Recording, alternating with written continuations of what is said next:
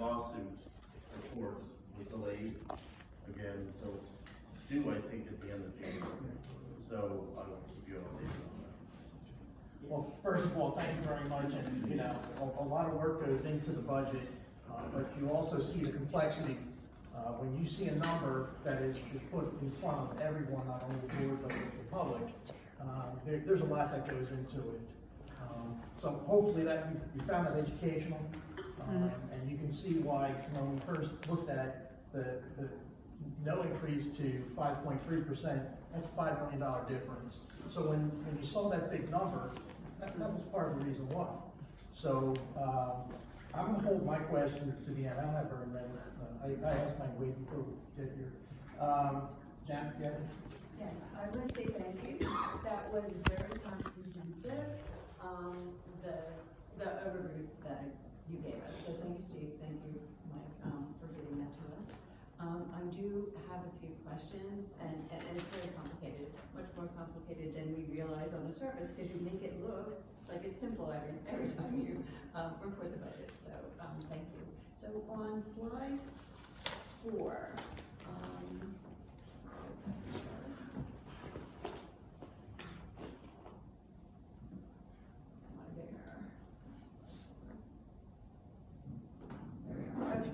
so the increase in revenue compared to the increase in expenses, we know we're always following up and falling behind, actually, because our increases increase more rapidly than our revenue. So can you just speak to that a little bit of how we manage that?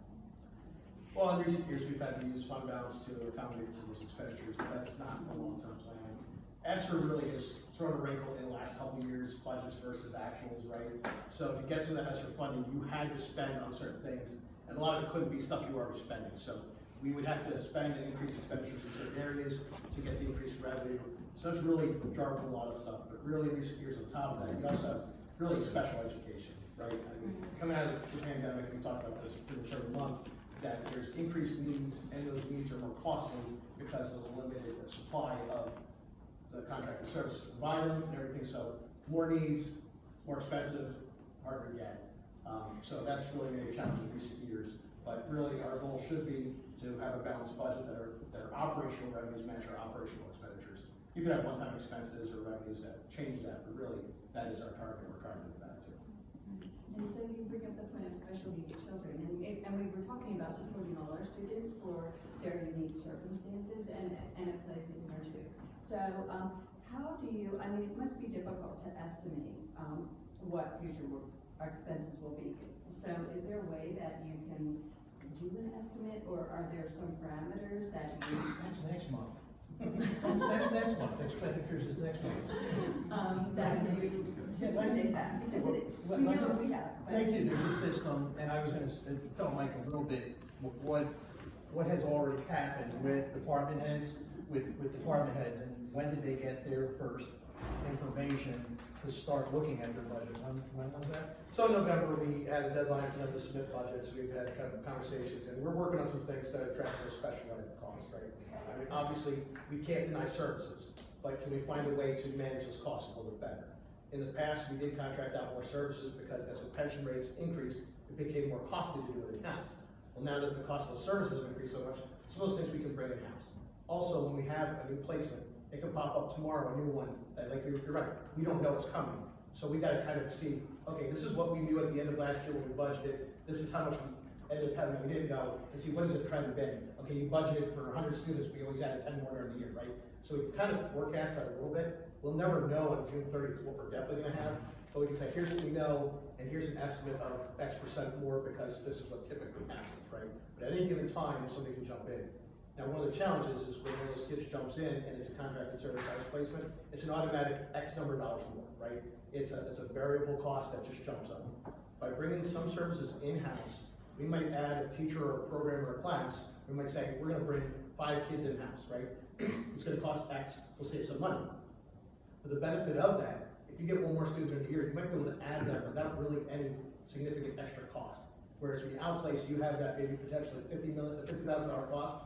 for tuition, another $20,000 to $50,000 for transportation, that would be automatically replaced. If we have some more of the services in-house, we can absorb maybe 1 or 2 more students without a significant increase in cost. Now, again, you bring 5 or 6 more, you might have to have 1 more class, but once again, it's, the variable cost is not as great in-house compared to outplacement. So we're looking at how can we control those things and do things differently. And it's a heavy task because there's limited resources for contracting services. There's also limited resources for us to get people to bring them inside. So, but that's a big process we're working through this budget year. Yeah, so you give them a chance to do it next month and see how well we're doing there. Just one more question. Yeah. Okay, so, you talked about median household income index. Yep. Can you explain some of the parameters around, how you, just make this decision or how you make this estimate? We don't. That's all state and federal calculations. Like I said, that's something that we don't control at all. Really, we don't control any of those numbers. Those are all state and federal reported numbers that the state throws in this calculation, and they say this. And so when the governor gives us a budget presentation, he says, let's throw X number of dollars in the pot. We have our piece of pie based on that calculation. They spit out a number and say, here's your estimate. Okay, thank you. And I apologize, I do have one more question. Yeah. So the fair funding lawsuit, we haven't seen the result of that, but, there is an expectation that it will be, positive. Well, what happens with it, it's in the legislators, I mean, the governor and the legislators' hands. And it will be a long-term no. I hope not. That's related to special mission, because, What was that? is that related to special education, what you just said? Yeah, I mean, yeah. Good reimbursement. Yeah. That was a good answer. Okay. Yeah, definitely, absolutely. Okay. You done? Okay. Very good, Mike, thank you, that's very comprehensive, it explains a lot. It looks like the earned income tax and the real estate transfer tax are the 2 things that are directly affected by the economy, is that correct? So the earned income seems to always grow. We have not seen it dip, but prior Is to last that because our population's growing? well, because people keep getting raises and, you know, obviously inflation, people's, you know, salaries. So even though some people might have decreases or small increases, the majority, the population as a whole, the income is growing.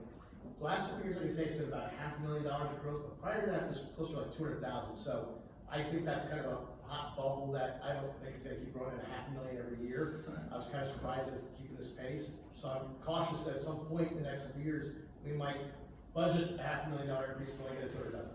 But the transfer tax does go up and down with the economy because it's dependent on the total dollar value of houses sold in the community. Well, I see a lot of new houses being built, and they're not sitting long, people are moving into them.